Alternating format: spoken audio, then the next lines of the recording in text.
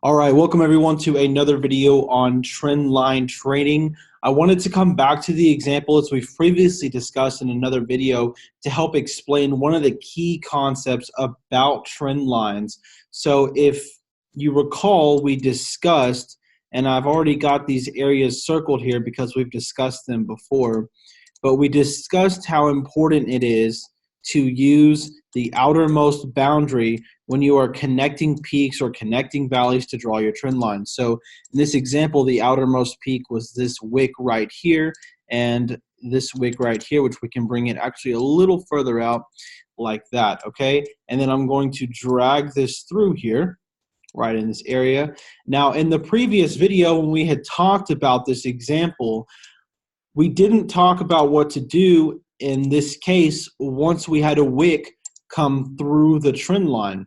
So based on what I've told you all, you needed to adjust your trend line to fit that new wick like so. And let's just move this arrow slightly out of the way and make sure. Okay, yeah. So we've got the outer boundaries here, which is good. So let's zoom back out.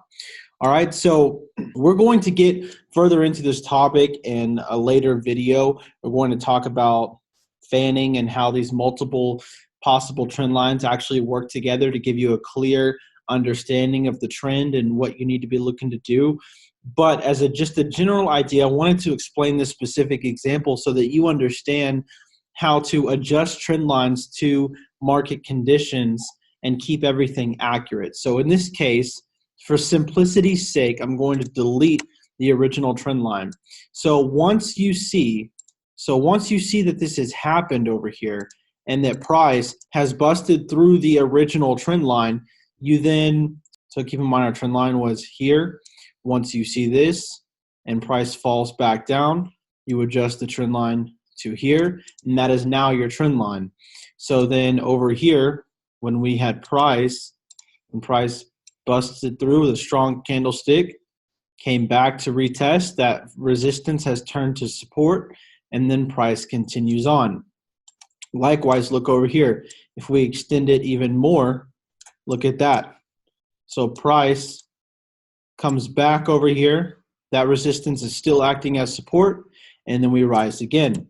Okay, so that's how you handle this situation. If you have a trend line and then price goes to that trend line and then goes through it, creating new wicks, or even if there's a false breakout, you need to always be adjusting your trend lines accordingly.